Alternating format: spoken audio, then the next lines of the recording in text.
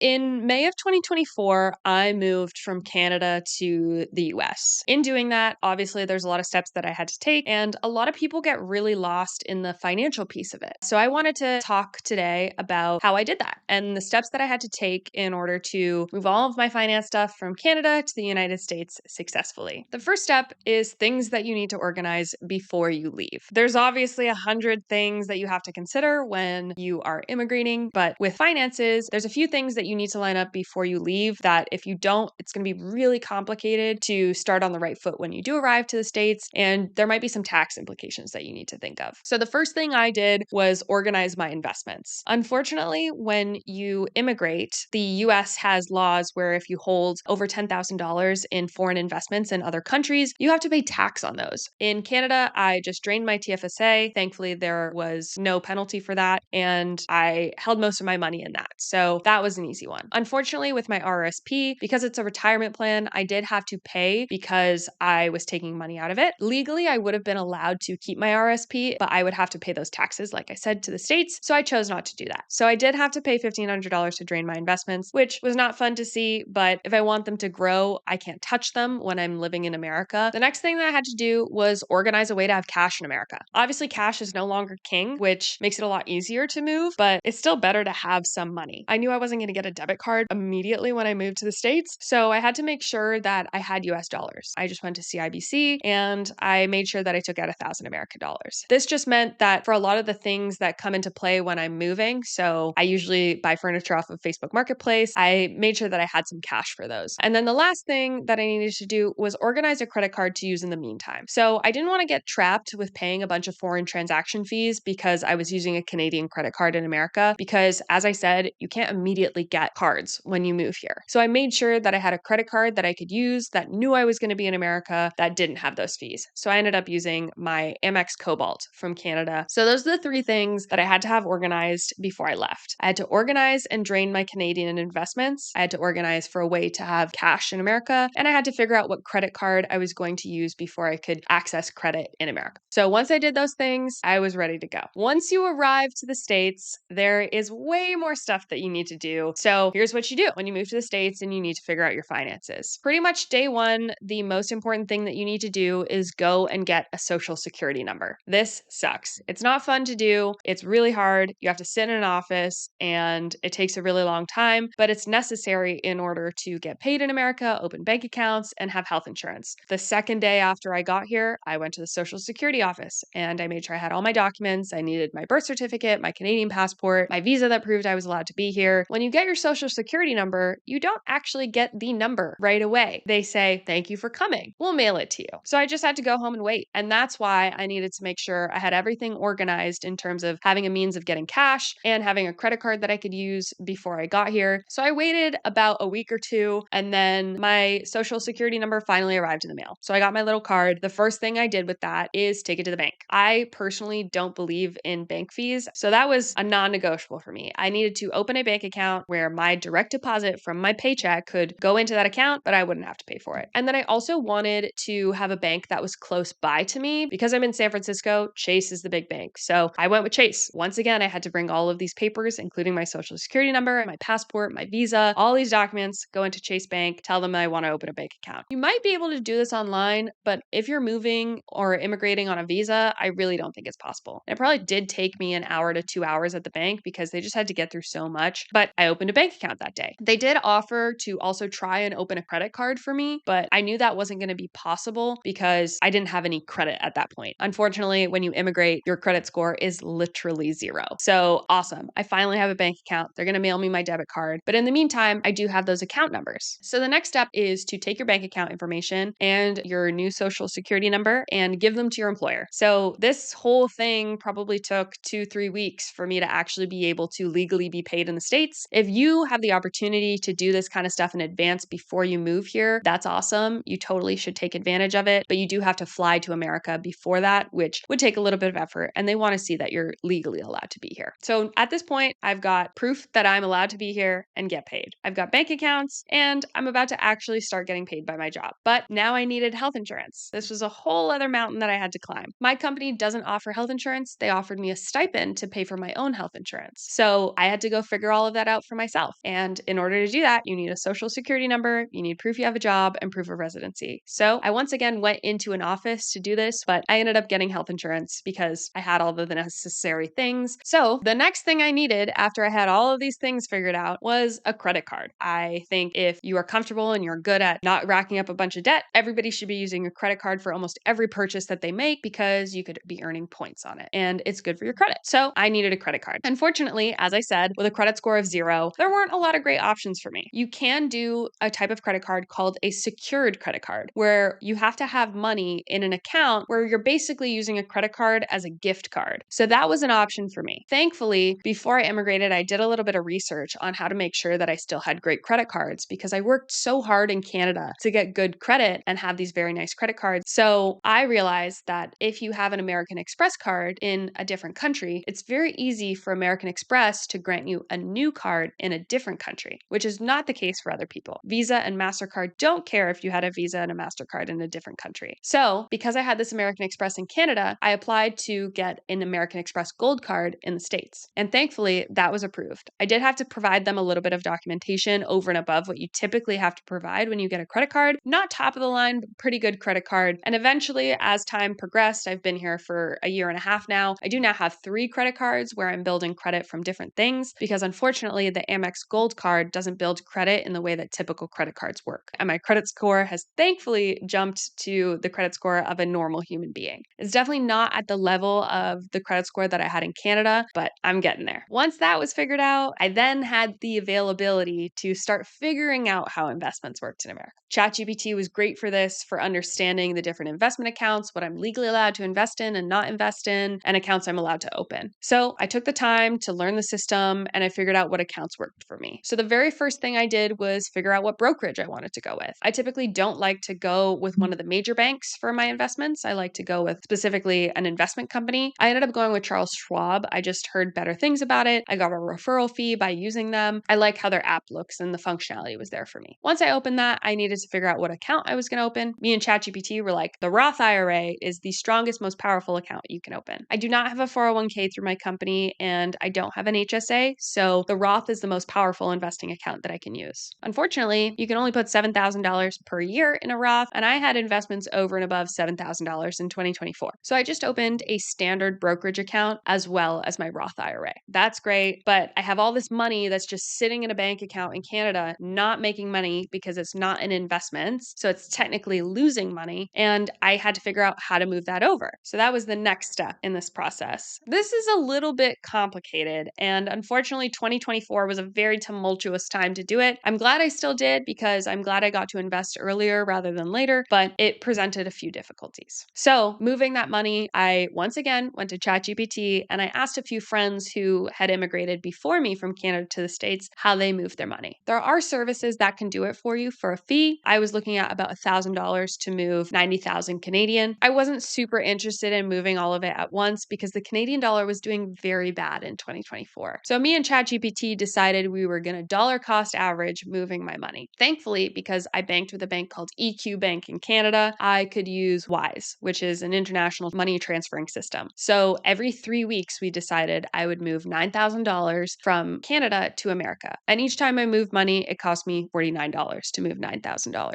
So it still cost me money and I still lost money moving it. But because I legally wasn't allowed to invest it in Canada anymore, I really just wanted to get money back into investments. So that's what I did. I slowly started moving money over and I eventually put all of it into a Schwab account. And that was that. That is everything that I did in order to move from Canada to the United States. It's a lot of effort and there's a lot of steps. And I think a lot of people get really overwhelmed and don't know what to do. And ultimately, they just end up doing nothing. And then they worry about it 5 years down the line when their TFSA has been sitting in Canada for 5 years and they should have moved it years ago. I think being proactive is super important, but I think putting everything into manageable, digestible steps is really important as well. So following a logical conclusion of those steps, I am now really focused on investing because everything else was a one and done. And this is the only thing that I have to consistently worry about now with my finances. So that's it. Good luck to anybody who immigrates. It's a super rewarding thing to do. It's pretty hard, but ask around. Lots of people have done it. I've done it. I'm super open to helping people who immigrate and move. And thank you so much for watching.